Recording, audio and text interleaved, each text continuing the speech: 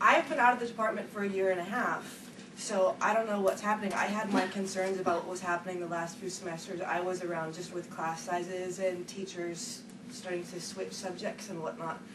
But in that 1.5 years, I was in school for like 10 years, so I was really involved with learning, marinating in that. So I wasn't paying attention to what my other friends were doing in the world.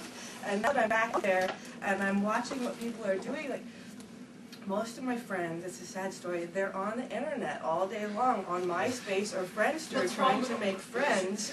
Or I haven't watched TV since I was in high school. And I just moved into a house that there's a TV, so I've been trying it. And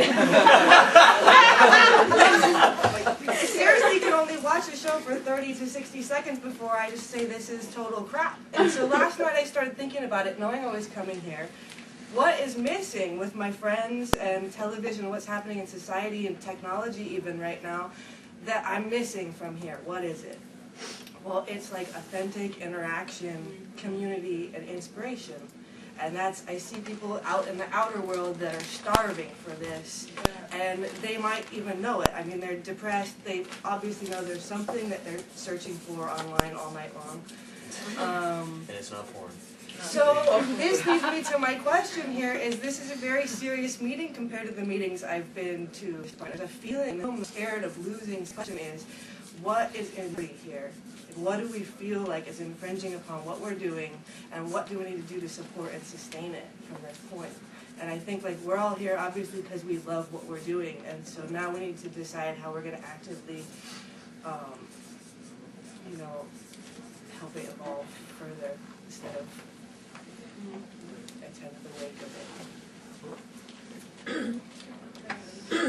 it. Joy, you have. I like to let people answer her question before I say anything else.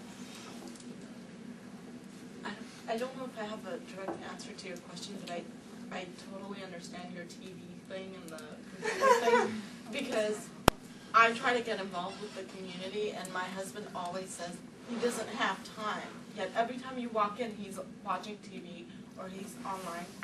I go online too. I go on MySpace. I have a MySpace account, but it's definitely to network myself as a dance instructor, as a cosmetologist, whatever. It's for business purposes, I guess. However, my husband's been trying to get a TV in the bedroom, and I'm like, why? Why? I've gotten him into reading now, and now every night before we sleep, we read together. We read a book that we both choose, and we read for 20 minutes before we go to sleep. And he says he sleeps peacefully because he's not thinking about what was on TV. I guess it's not ruining him as much as it used to. He doesn't want to watch TV as much as he used to because I'm trying to get him involved in, talking to people, getting socially, interacted with people around him. And it's less TV, more people. Now he understands the difference. Before he was like, Dish Network, Dish Network. Now it's like, we have 12 channels on TV and he's totally fine with it. We watch, we set the timer on American Idol and watch it at midnight when we get home finally. But I've noticed a difference when people, do more reading, more interaction with actual people, they do less TV. And I don't understand why, but that's what I'm trying to ask the same question you're asking. Could you ask? What are we losing? Yeah, let's. Yeah. Could you ask a question? Yeah. Now I'm on this spot. What is it that we feel like we're at risk of losing? Like, why are we coming together here? What are we concerned about? And what do we need to do to support and sustain what we think we're doing? You going to respond to it? Are you responding? Let Diane and then wait. Diane, go ahead. Well, part of it, I think I had an awesome group yesterday, of just a wonderful group. And that part of it was the fact that they were all present, all there at the moment, and that at least 5 or 6 of them were really, fighting to really stay in the group because I had too many people. But they really presented an authentic, person to me. And I think that's why, I had to put it out to the group, okay, well, how do you guys want to solve this issue? And that, they were pretty good about coming up with various ways. But it really got started and got going in conversation, and I think that we're really at risk of losing that authenticity, that I can be myself in front of you and risk it, and risk the fact that I might be judged and might, Is there a new have that handbook reflect on that me. came out or something? Why would you feel What did I that? miss in the last year and a half Yeah. about how we've been doing things? I think it's conditioning from the outside environments that we are constantly bombarded by. And when we get into a place where we have a safe container or basket where we could express ourselves and be who we really are and feel that it's okay and that we're not being judged for who we are, but we're allowed to process and really be present with the now experience, that makes you very aware, alive, and being. And that's something you don't get by just being a passive participant, by just listening to a lecture, by just watching a TV show, by just being a spectator sport. When you're in the participating mode of self-learning, you are present with it, and it brings your juices and energy alive in the process. And when you reflect back on your life at my age, I look back at experiences that I felt integrated in, and those resonate with me, where the places in my life where I look back on and I just was a spectator are just those faded memories of, oh yeah, and then you kind of go, yeah, that happened.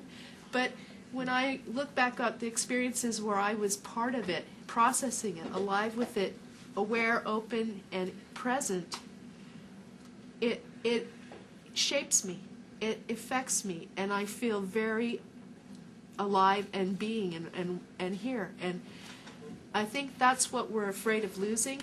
I think that's what we're trying to hold on to, and I feel that's what we're trying to sustain. And I feel that when we're in groups like this where we are processing and where we are present and where we are open-minded and we are talking authentically in a safe container without all the conditioning judgments and no, that's not right, with the pushy of it's my opinion or nobody's, where we're allowed to express what we really feel and think about the subject, whatever topic it is that we're being presented.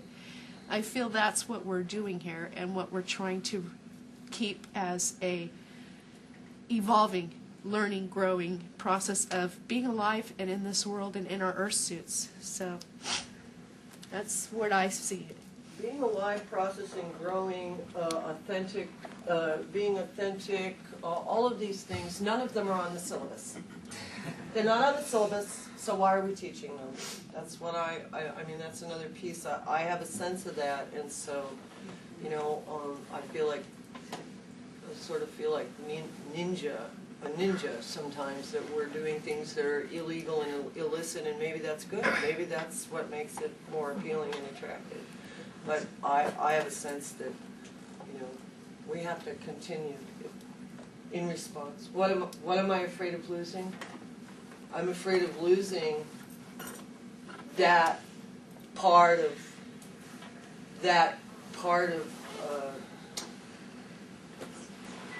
the education here, that we can hold space for that we can make that, and that it's not on the syllabus in the same way that procedural episodic memory is, at least in my classes, but that it's just as important. It's just as important as anything that's on the syllabus in my estimation. I mean, you said that. But maybe Art, you can speak to this. I'm sensing that you probably can speak to just about anything. Well, I think the people who know me know I can be tediously long-winded with ideas about things we should do to change the structures that support us.